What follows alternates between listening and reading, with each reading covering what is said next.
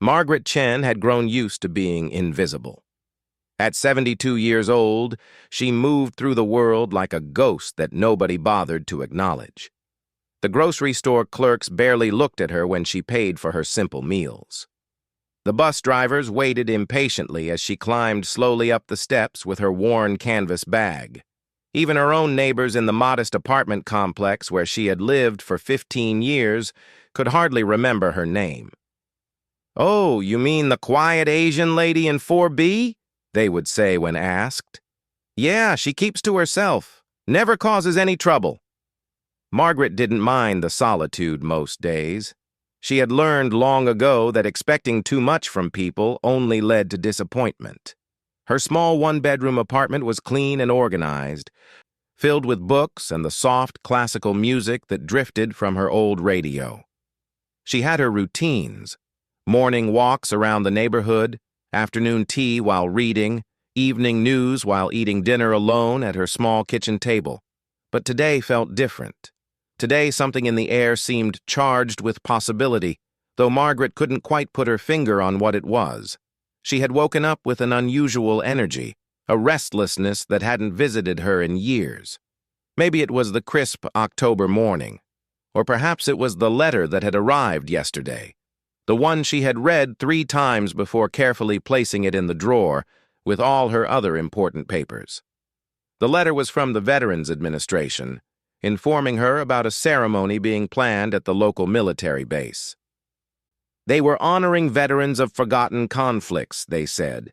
Specifically, they mentioned something about recognizing the contributions of those who had served in ways that had never received proper acknowledgement. Margaret had stared at those words for a long time, her weathered fingers tracing the official letterhead. She hadn't decided whether she would attend. The ceremony was this afternoon, and she had spent the morning pacing around her apartment, picking up books and putting them down again, starting and abandoning small tasks. Part of her wanted to go, but another part, the larger part, wondered what would be the point. Who would care about one more elderly woman in the crowd? At 11 o'clock, she made herself a cup of green tea and sat in her favorite chair by the window that looked out onto the parking lot. She watched Mrs. Rodriguez from across the way struggle with her grocery bags, and she considered going down to help. But by the time Margaret had worked up the courage to move, Mrs. Rodriguez had already disappeared into the building. This was how it always went. Margaret would think about reaching out, about connecting with someone, but the moment would pass before she could act. It had been this way for so long that she couldn't remember when she had last had a real conversation with another person that lasted more than a few polite exchanges. The irony wasn't lost on her. There had been a time when people hung on her every word, when her decisions affected the lives of dozens of people, when her expertise was sought after and respected. But that was a lifetime ago, and she had made peace with the fact that those days were over. Or at least, she thought she had. The afternoon sun slanted through her window, and Margaret realized she had been sitting in the same chair for over 2 hours, her tea long gone cold. The ceremony would be starting soon. She looked at the simple black dress hanging in her closet, the one she wore to funerals and other rare occasions when she needed to look presentable. Next to it hung the navy blue blazer she had owned for decades but rarely wore anymore. She made a decision that surprised even herself. She would go to the ceremony. Margaret dressed carefully, pinning her silver hair back in the neat bun she had worn for most of her adult life. She applied a touch of lipstick, something she hadn't done in months, and looked at herself in the bathroom mirror. The woman staring back at her looked tired but dignified. Ordinary, but somehow determined.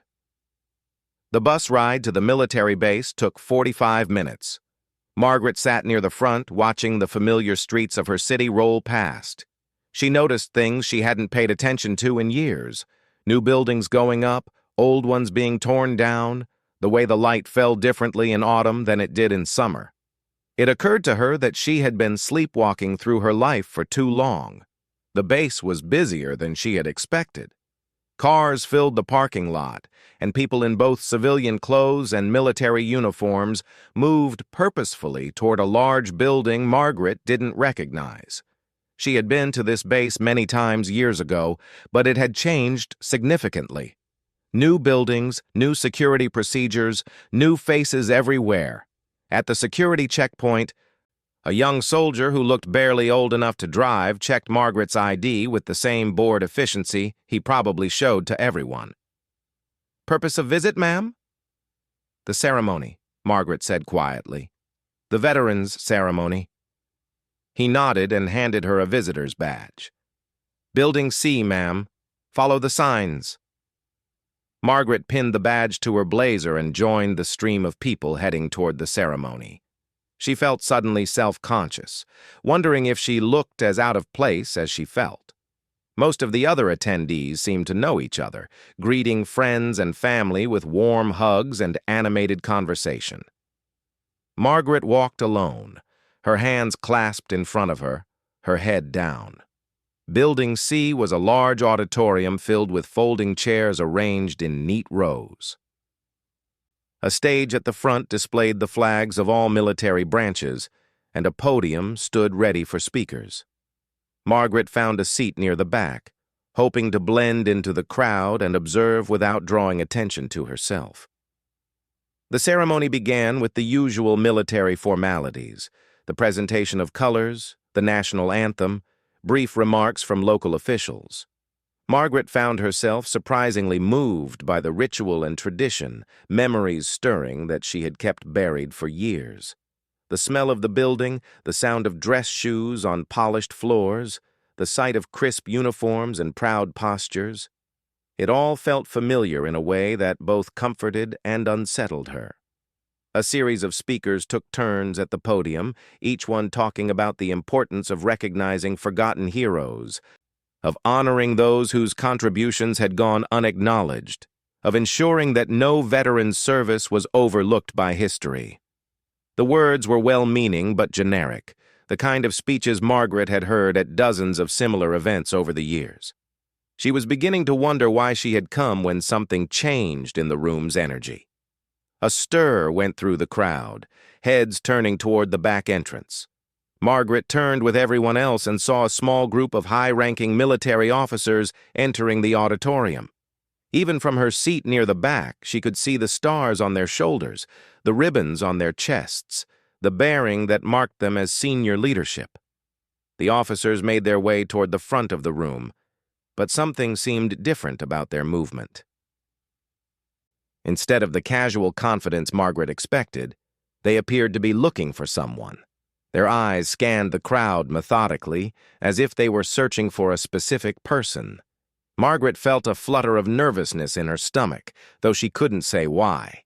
She had the strangest feeling that she should leave, should slip out quietly before whatever was about to happen actually happened.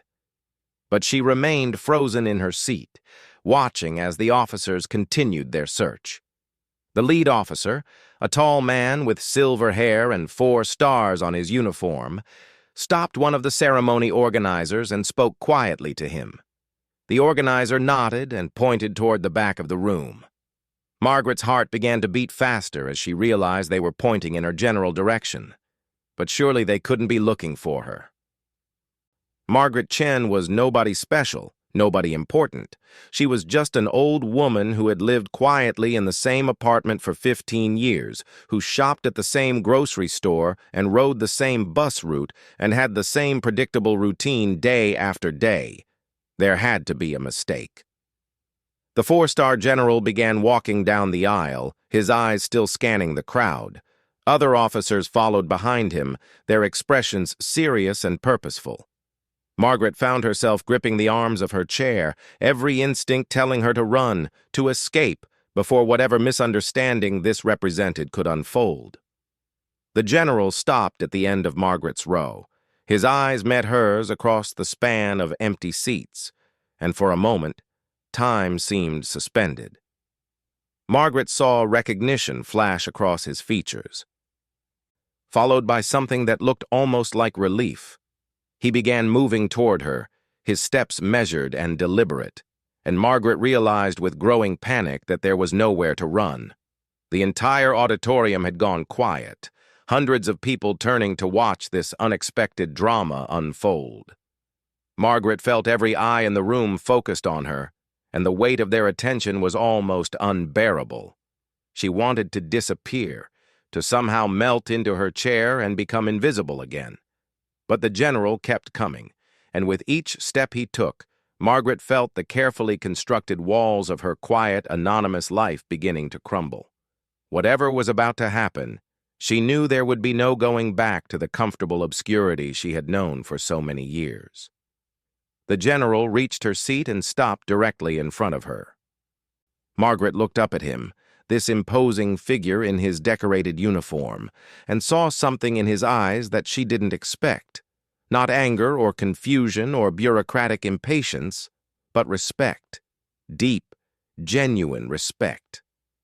He opened his mouth to speak, and Margaret held her breath, knowing that whatever words came next would change everything.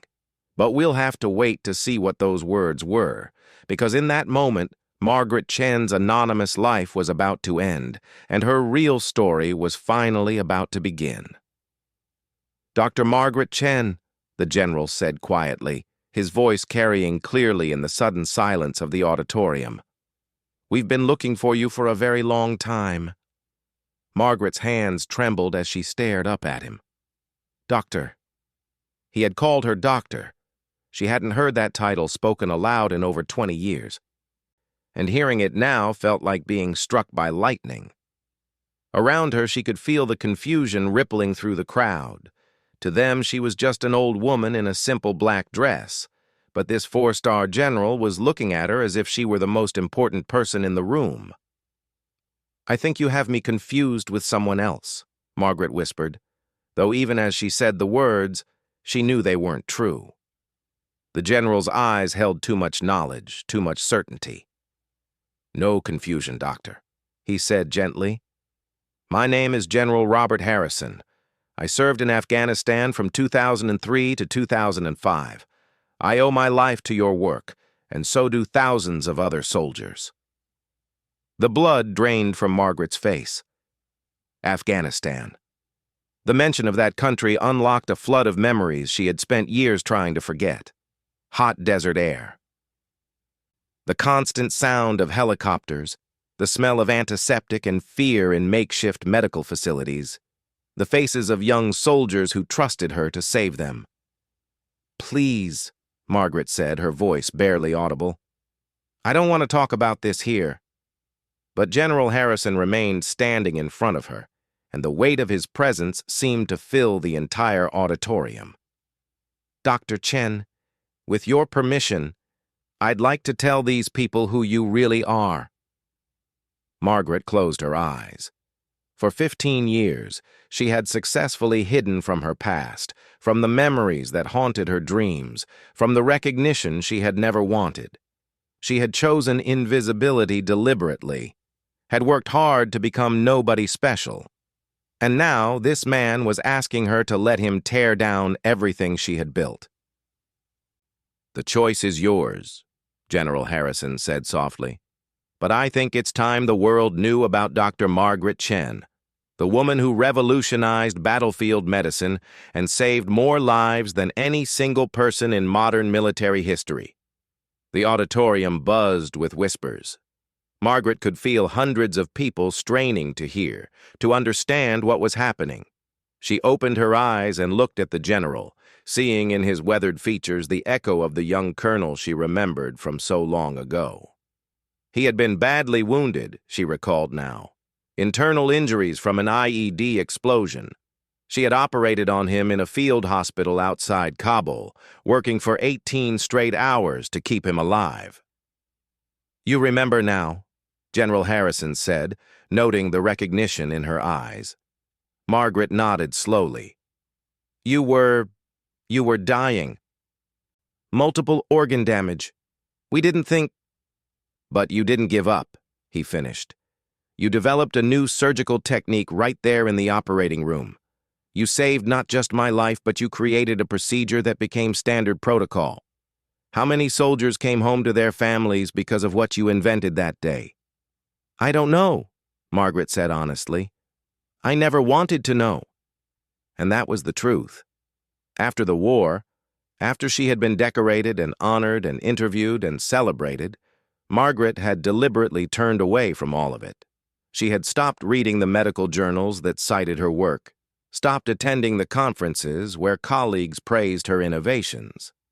She had wanted nothing more than to disappear from a world that insisted on calling her a hero when she felt like anything but. General Harrison turned to address the crowd, but he kept his voice gentle, respectful. Ladies and gentlemen, I'd like you to meet Dr. Margaret Chen. From 2001 to 2006, Dr. Chen served as Chief of Trauma Surgery for the 3rd Mobile Army Surgical Hospital in Afghanistan. During her time there, she developed 17 new surgical procedures that are now taught in medical schools around the world. Her innovations in battlefield trauma care reduced combat mortality rates by 37%. The audience stirred, people leaning forward in their seats. Margaret wanted to sink into the floor, but she found she couldn't look away from the general's face. He was telling her story as if it mattered, as if she mattered, and something deep inside her that had been dormant for years began to stir. Dr. Chen worked in conditions that would break most people, General Harrison continued.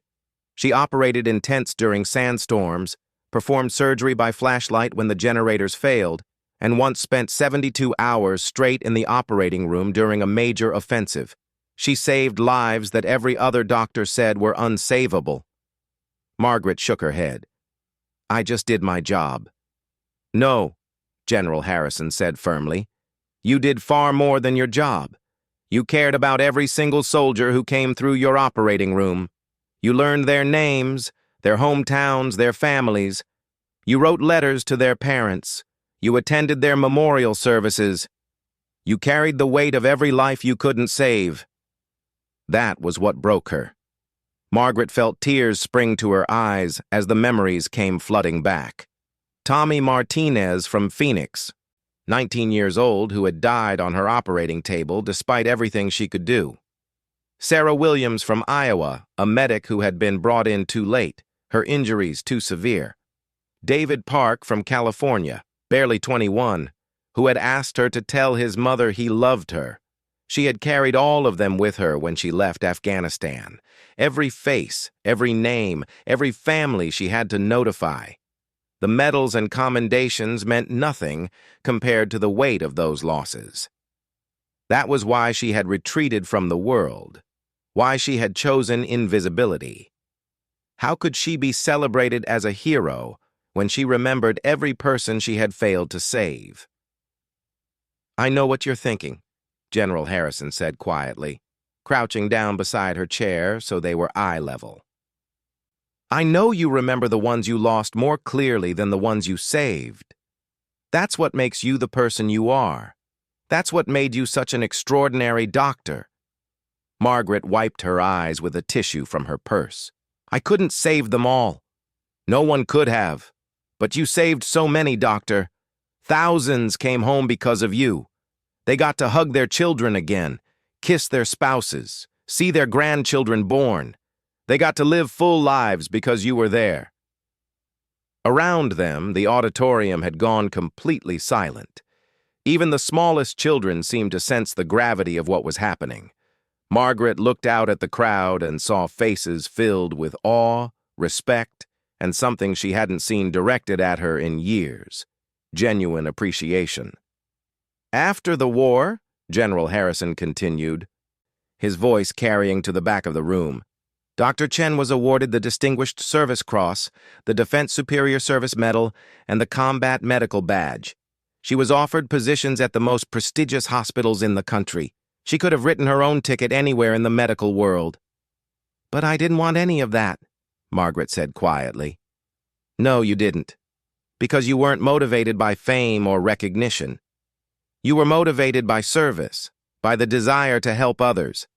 And when the war ended, you disappeared. You walked away from everything and everyone who wanted to celebrate you. Margaret looked down at her hands. I just wanted peace. I wanted to forget. But the thing is, Doctor, the rest of us couldn't forget. We couldn't forget what you did for us. For years, military medical personnel have been searching for you. Your techniques are still being taught. Your innovations are still saving lives. There's a wing of Walter Reed Medical Center named after you. Margaret's head shot up in surprise. What? The Margaret Chen Center for Trauma Innovation. It opened 5 years ago. Every military surgeon trains there. Every year, hundreds of medical professionals graduate from programs based on your work. Did you really think you could disappear without a trace? I hoped that you could become invisible, that you could live quietly and no one would bother you anymore. General Harrison's voice was gentle but firm. Dr. Chen, you can't hide from the good you've done. You can't run away from the lives you've saved. Margaret felt something shifting inside her. Walls she had built around her heart beginning to crack. For so many years, she had focused only on her failures, on the soldiers she couldn't save, on the weight of loss and grief. She had forgotten about the others, the ones who had walked out of her operating room, who had gone home to their families, who had lived because she had been there. I want to show you something, General Harrison said, reaching into his jacket pocket. He pulled out a thick folder and opened it carefully. These are letters. Letters from soldiers you operated on, from their families, from people whose lives you changed. We've been collecting them for years, hoping someday we'd find you. He handed Margaret the first letter. It was handwritten on lined paper, the words careful and precise. Dr. Chen, you probably don't remember me, but you saved my life in Afghanistan in 2004. My name is Michael Torres, and I was a 19-year-old private when an IED exploded next to our convoy. Everyone said I was going to die, but you didn't give up on me. You operated for 12 hours straight. Because of you, I came home. I got married. I have 3 kids now. My oldest daughter just turned 15, and she wants to be a doctor because of stories I've told her about you. Thank you for giving me a life. Margaret's hands shook as she read the letter. Michael Torres. She remembered him now. So young, so scared, his injuries so severe that other doctors had written him off. But something in his eyes had told her he was a fighter, and she had fought for him. There are hundreds more, General Harrison said softly, from soldiers, from their families, from their children who exist because you saved their fathers and mothers. You may have disappeared, Dr. Chen, but your impact never did. Margaret looked up from the letter, tears streaming down her face. Around her, the auditorium remained silent, but she could feel the energy in the room, the attention focused entirely on her. For the first time in 15 years, she was not invisible. For the first time in 15 years, she was being seen for who she really was. And as frightening as that was, as vulnerable as it made her feel, there was something else there too, something she hadn't felt in a very long time. Pride, not in the recognition or the awards or the ceremonies, but in the work itself, in the lives saved, in the difference made. What happens now? She asked quietly. General Harrison smiled. Now, Dr. Chen, you get to choose. You can go back to your quiet life if that's what you want. Or you can let us honor you properly. Let the world see who you really are. Let the medical community benefit from your knowledge again. Let the soldiers whose lives you saved say thank you.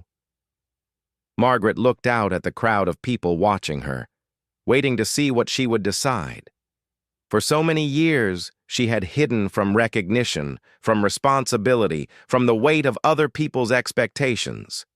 She had chosen invisibility because it felt safer, easier, less complicated. But maybe, she thought, it was time to be seen again. Margaret looked out at the sea of faces staring back at her, each one filled with curiosity, respect, and growing understanding. Just an hour ago, she had been completely invisible to these people. Now she felt the weight of their attention, their expectations, their sudden recognition of who she really was. She thought about her quiet apartment, her predictable routines, her comfortable anonymity. She thought about the grocery store clerks who barely acknowledged her, the bus drivers who waited impatiently for her to climb the steps, the neighbors who couldn't remember her name. For 15 years, that invisible life had been exactly what she wanted. But now, holding these letters from soldiers whose lives she had saved, feeling the presence of General Harrison beside her, seeing the respect in the eyes of everyone around her, Margaret realized something profound. She had been hiding not just from recognition, but from herself. "I need to ask you something," Margaret said to General Harrison, her voice growing stronger. "All those soldiers who wrote these letters, all the people whose lives were changed, do they really want to see me? Or do they just want to see some idealized version of a war hero?" General Harrison smiled. "Dr. Chen, they want to see you, the real you, the woman who worked 18-hour days to save their lives, the doctor who remembered their names and wrote to their families, the person who carried their pain as if it were your own." Margaret stood up slowly, her legs unsteady after sitting for so long. The entire auditorium watched her movement, and she realized that every person in the room was waiting to see what she would do next. The weight of their attention should have been crushing, but instead, she found it oddly liberating. "For 15 years, Margaret said, her voice carrying clearly through the silent room, "I convinced myself that I was nothing special, that I was just someone who did a job that needed doing. I told myself that the recognition was for someone else, someone braver, someone more worthy." She paused, looking down at the letters in her hands. "But these letters, they're not addressed to some hero from a story.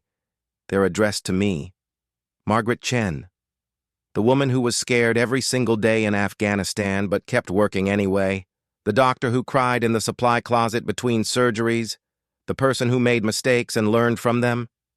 General Harrison nodded encouragingly. "That's exactly right." Margaret turned to face the crowd fully. "I ran away because I was afraid. Afraid that if people looked too closely, they'd see that I wasn't the hero they thought I was. Afraid that I would disappoint them. Afraid that I couldn't live up to the expectations." A woman in the third row leaned forward, tears in her eyes. Margaret realized she looked familiar. There was something about her features, her expression of intense attention. "But I'm tired of being afraid," Margaret continued. "I'm tired of hiding from the good I might have done because I was so focused on what I couldn't do. I'm tired of living like I don't matter when clearly, to some people, I do matter." She looked directly at General Harrison.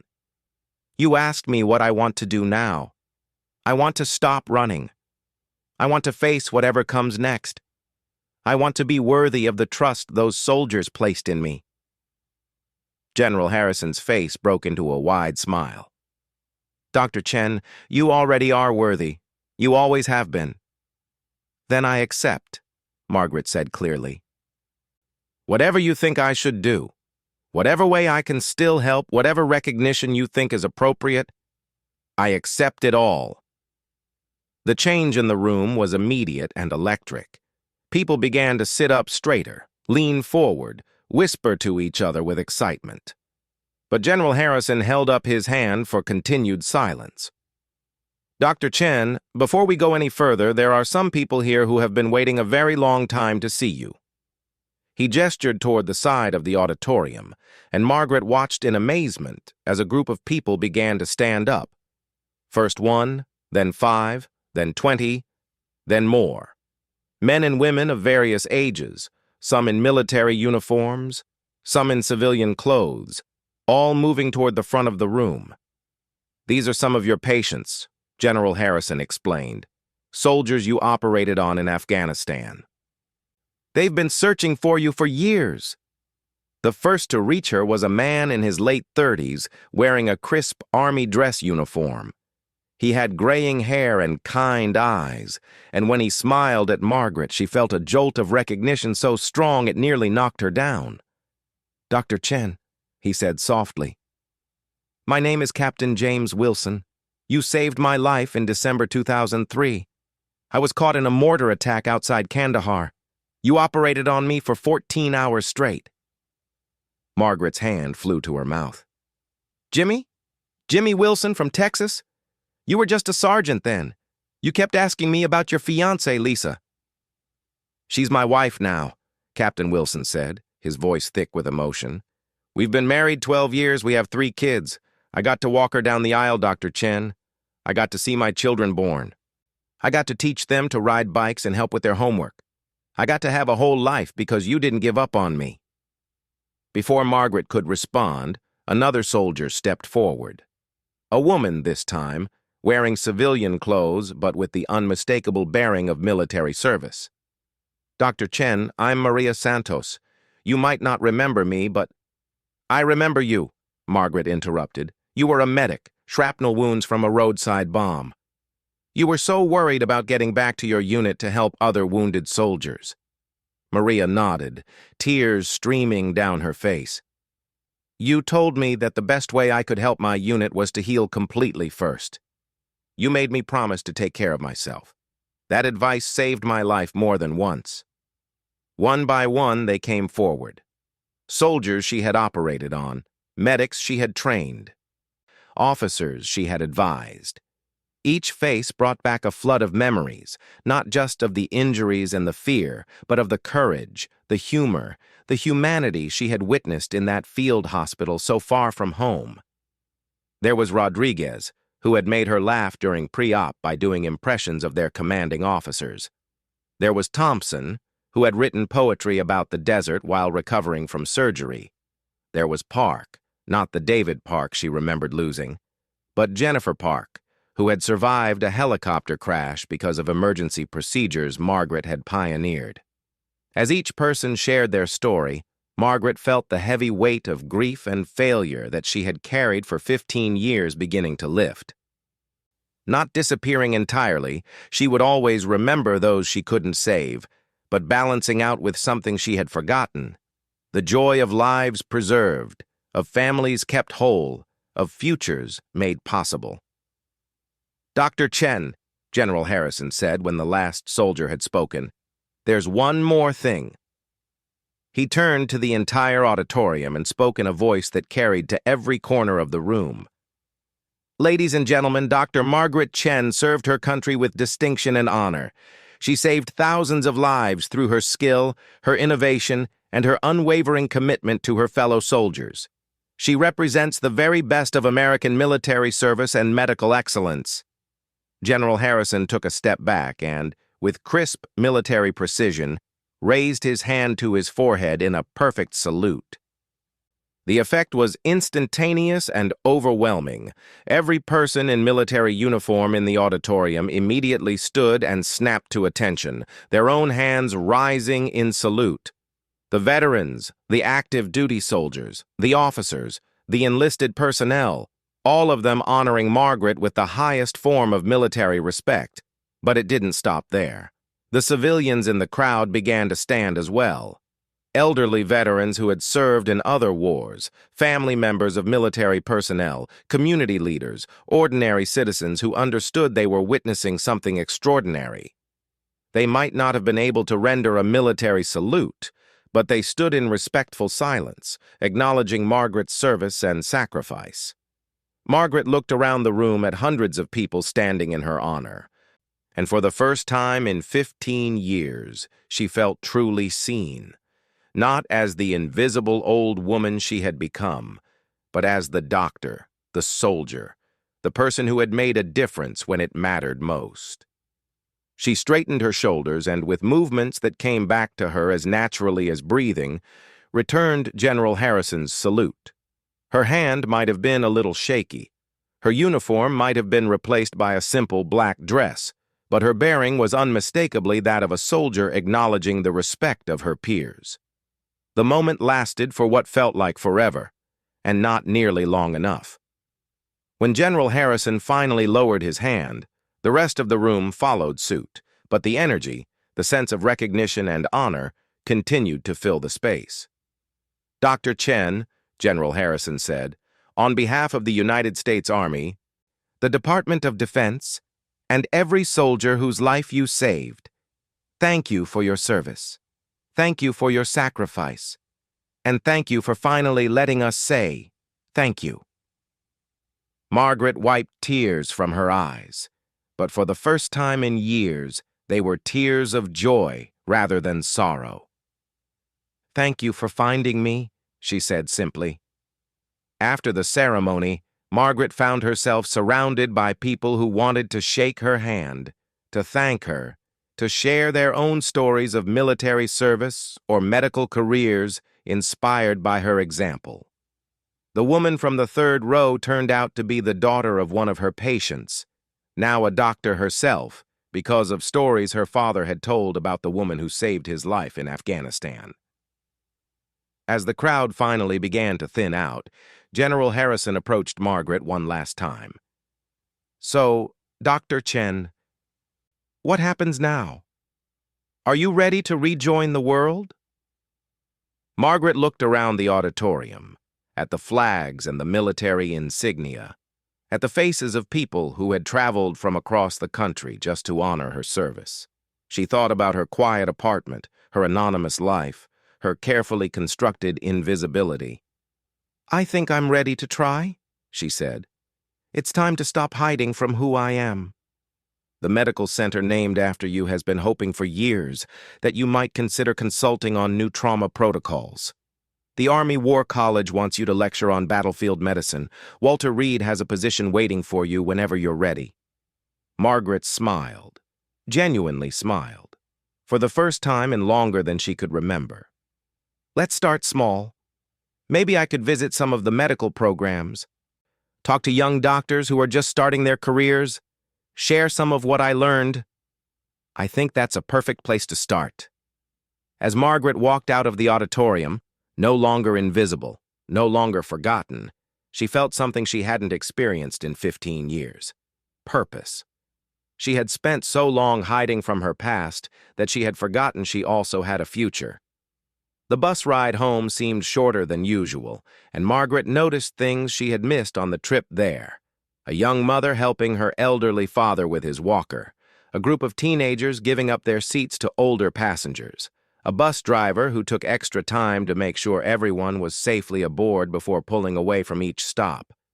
Acts of service, she realized. Small kindnesses that made the world a little better, one person at a time. She had spent so many years thinking that only grand gestures mattered. Only life-or-death situations counted as real service. But watching these everyday moments of care and consideration, Margaret understood that service came in many forms. When she reached her apartment building, Mrs. Rodriguez was struggling with her grocery bags again. This time, Margaret didn't hesitate.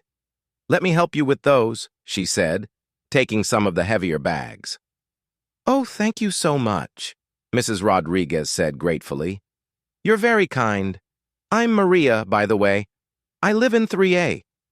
"Margaret," she replied. "4B, nice to finally properly meet you." As they walked into the building together, chatting about the weather and the neighborhood, Margaret realized that her transformation was just beginning. She might never again be the anonymous woman who moved through the world like a ghost. But maybe that was okay. Maybe it was time to be seen again, to matter again, to make a difference in whatever way she could. That night, Margaret sat in her favorite chair by the window, but instead of looking inward, she looked out at the world beyond her parking lot.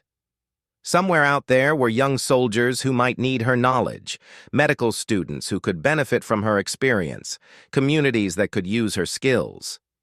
For 15 years, she had believed that her story was over, that her best days were behind her. But today, standing in that auditorium with hundreds of people saluting her service, Margaret Chen had realized something important. Her story wasn't ending. It was just beginning a new chapter, and this time, She was ready to be the hero of her own story,